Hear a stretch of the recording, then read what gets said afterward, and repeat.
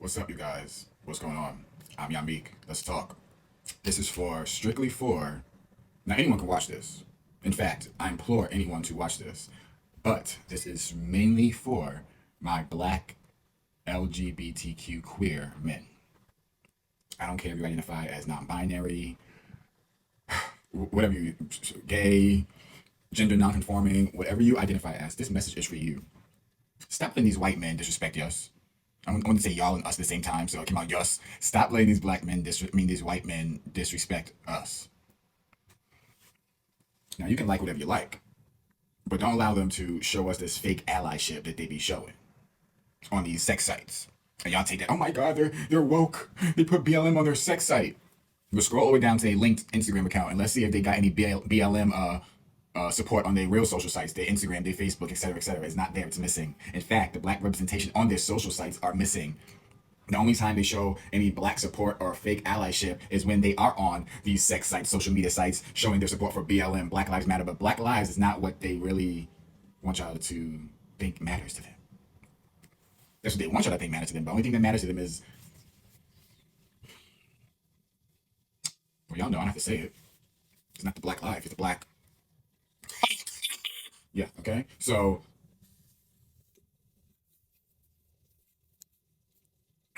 sometimes they entice y'all about that, but that's a whole nother topic for a whole nother blog. But stop letting these white men disrespect y'all. Instead of letting them entice y'all with these Black Lives Matter support, and I support Black Lives Matter. It's horrible what they're doing to black people. It's horrible, but they still got friends that treat black people like crap, and when you're not around them, you only imagine what the discussion is about black people when you're not in that room. It's horrible. So don't think that by them putting BLM or Black Lives Matter or I dated a black guy for a year. Okay, and my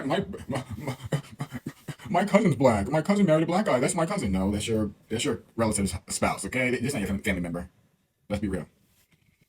And a lot of these white guys who date black guys, use that term loosely, who are, let's go even deep into it, who are fully versed, but they're only versed with guys who look like them, white guys. They're not fully versed with black guys. Meaning they want a black guy to penetrate them, but they will not penetrate a black guy. So is that preference or is that fetishization or whatever, however you say it? Because it's a thin line between preference and fetishing. And they teeter that thin line because ain't no line for them. It's all about fetishing for them. Okay, it's literally all about fetishing. And you can say, oh, they're all not the same. Yeah, it's like 1% of them, and that's being generous, that aren't into the business of fetishizing black men or black body parts. 1% that aren't like that, and that's being generous. Sorry, it was not the microphone. I never experienced so much racism in a particular place I live in now. And I'm from New York City, born and raised, and I live in Hell's Kitchen. I never experienced so much racism until I moved into Hell's Kitchen, and from white gay men. And I will say that white gay men are the most racist.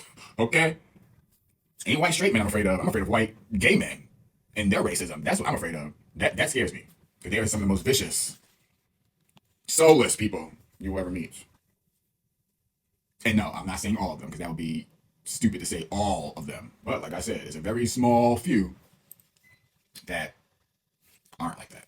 And you got to vet them properly. I'm all about vetting people. I'm all about vetting people, especially people that don't look like me and they want to be in my space and my life. I have to vet you properly. I don't care if it's a one-time hookup. I don't care if whatever it is. I'm vetting you.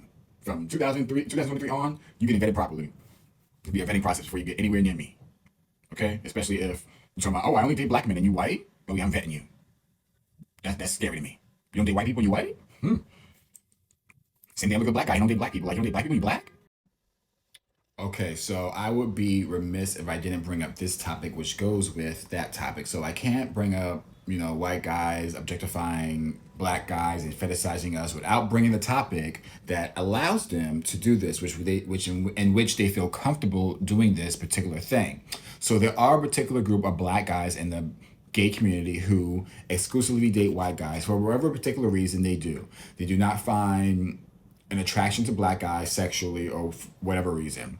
And I think a lot of times this reason is because of the way they grew up, in which a lot of the black guys in their lives, I'm talking about black guys now, their uncles, their brothers, their fathers who are absentee, which is prevalent, and, just cousins have been so toxic with their masculinity towards them that now when they go out in the world and they want a partner to live life in the build a life with, they don't find black guys attractive in that way because they've suffered so much trauma from these same black guys from their childhood or their early adult life, and they can't decipher between their family members that were rude to them, the black guys, and black guys in the world who have no relation to them, who they didn't grow up with. So they gravitate towards white guys who they've seen on TV, who might be more open to them getting up in drag, or them open to them painting their fingernails, or being more feminine, or liking other types of music, or being a Broadway star, or doing things that our typical black guys don't do.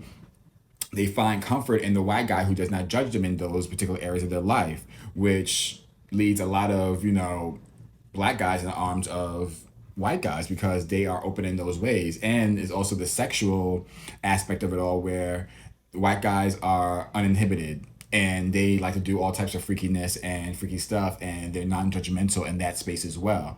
So when you get someone who's non-judgmental, when they're not judging you what you choose to do in your personal life, and then they're non-judgmental, and they're uninhibited in the bedroom, it's a win-win for these black guys who feel comfortable with around the white guys. But the thing that's missing is the culture. It's like you don't have anything besides a sexual connection when you really break it down to the end of it. Yes, you might enjoy the same music, the same food, or whatever the case may be, but there's no cultural mirroring there, and there's no cultural understanding, and there's no way in hell that a white guy dating a black guy dating a white guy the white guy will never understand what it is to be black. He will never. I don't care how many marches, how many donations, how many times he put his fist up and say BLM, how many times he didn't put it on the sex site that he supports BLM, or put it on his actual social media sites. There's no way in hell he will ever know what it is to be black, or what it is to walk this world as a black man in the black gay world. Ever. Okay, so we're gonna end this off with just being mindful about fake allyship, especially when dating someone. As black men, we have to be so mindful. We have to be so mindful and hyper vigilant. And Latino brothers too. Whether y'all like it or not, y'all want to separate from the Afro Latina. Listen, at the end of the day, okay, okay, y'all know what I want to say. So don't be fooled by this fake allyship. Let these people prove themselves to you. Like I said in another vlog, an overall proving, but especially for my black gay men and Latino brothers, do not let these white guys freaking fetishize you. Even if you get in a check, like have some dignity. Like you get your money, you don't have to get it that way, because all money's not good money. That money has energy attached to it. Okay, that money has some energy attached to it. You don't want that energy attached to you. You don't even want that energy of them attached to you. That sexual fetishization energy attached to you.